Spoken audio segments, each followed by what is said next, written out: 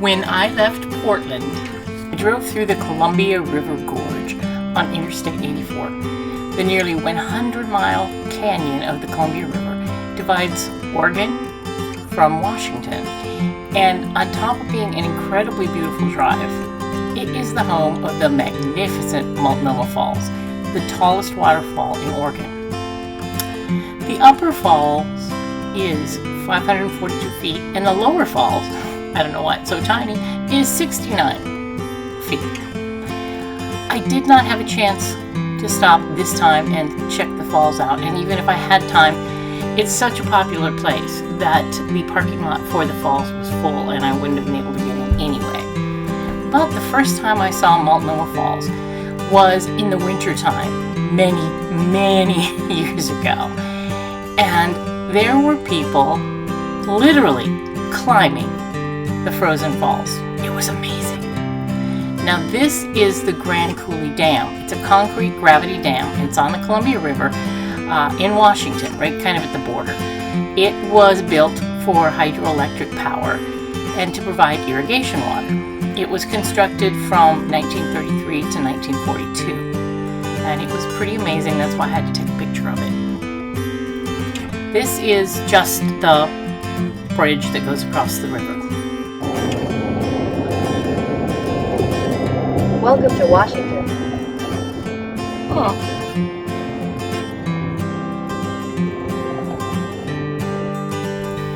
The Columbia River really is majestic. It's huge, kind of like the Mississippi or the Missouri. And after you get across, look in the distance you can see Mount Hood. Mount Hood is everywhere when you're in Portland, but it's also there when you're a couple hundred miles away in Washington.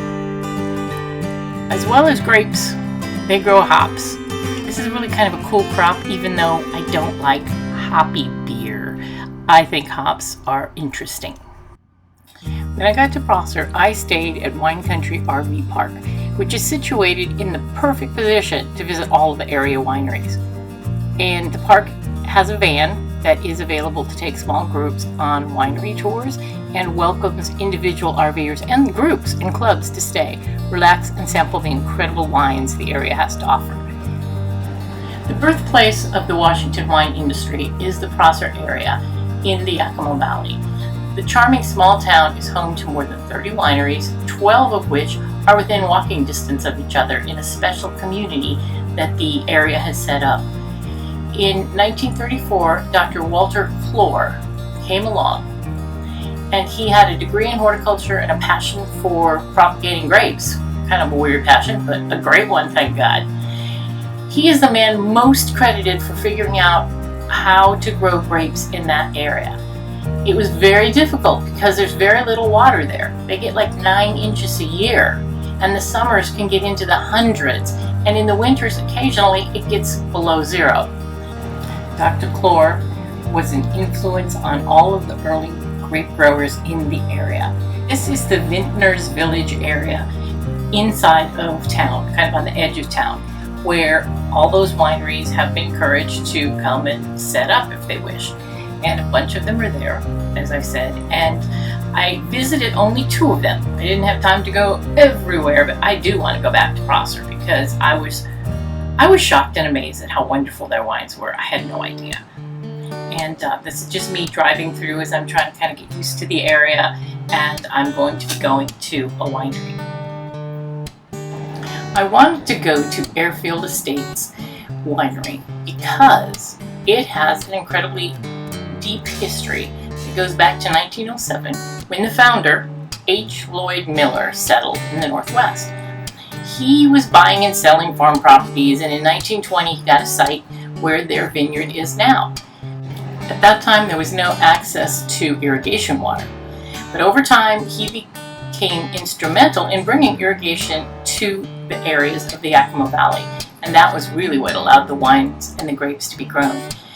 At one point he met directly with President Roosevelt and acquired political support to get a project to build a canal.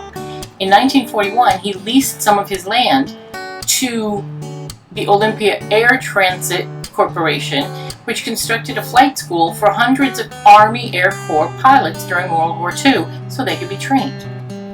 The airbase closed in 1944, and he was able to buy his land back from the government for $1 because he, sold it to them cheaply or given it.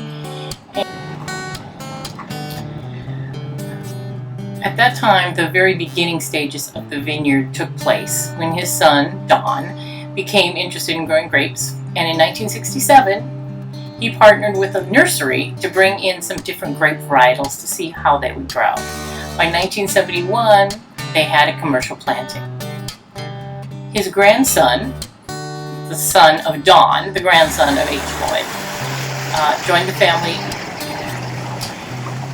He became part of the family production and really transitioned the farm into what it is today: 830 acres of wine grapes and 350 acres of Concord juice grapes. Yes, they sell to Welch's.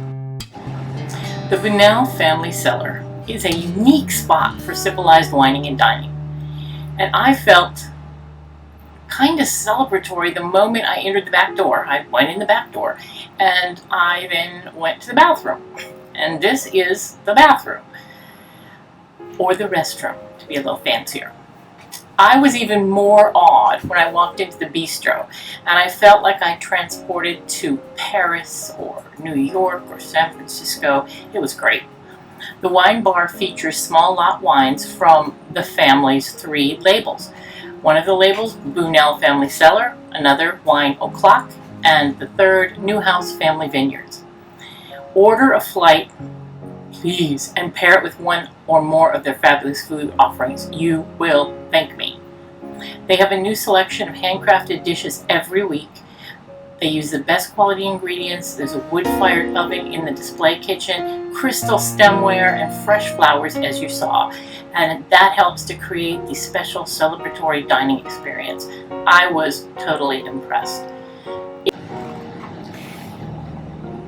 Look at this. This was burrata with fruit and a glaze of balsamic.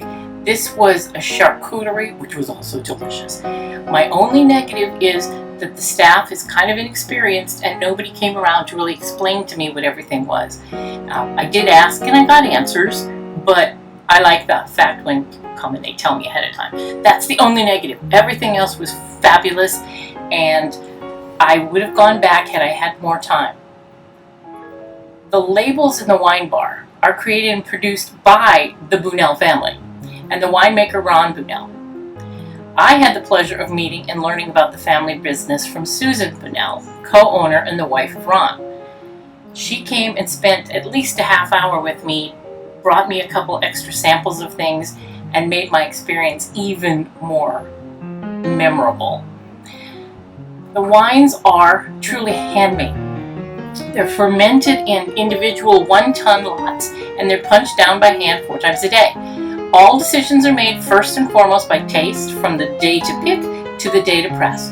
The whole family, including grandchildren, sorry about that, are involved in the process.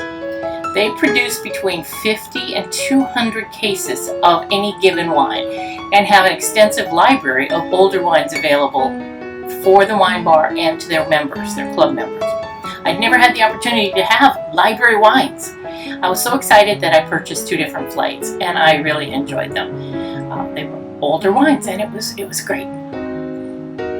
There's also a tasting room in Woodinville, Washington. So if you're in Washington, do yourself a favor and visit the Bunnell Newhouse tasting room in Woodinville. This was one of the special things that Susan brought me. This is their wood pizza oven. They do make pizza in it, even though I didn't get pizza, which is one of my favorite foods. But I don't regret getting what I did get. And it was a lot of food, and I ate it for about 3 days. It was just as good. Not as pretty after 3 days, but it was still just as good. At home, and too, besides all of this. Back in the days, I learned to cook back in the days when we didn't have the internet. This is the lovely kitchen, and this is the incredible gift shop. All wineries usually have something like this, but theirs is really elegant, and I really enjoyed just looking around. One of my favorite stories. So This is Pauline, and that's named for her. Concop is her nickname, and this is Alfred.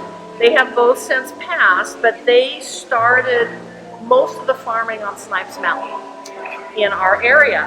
And to me, this is when they first met, and she was young and all the promise and everything. And this is 60 years of hard farming wisdom and all those kinds of things. And the juxtaposition of the two faces, I love it.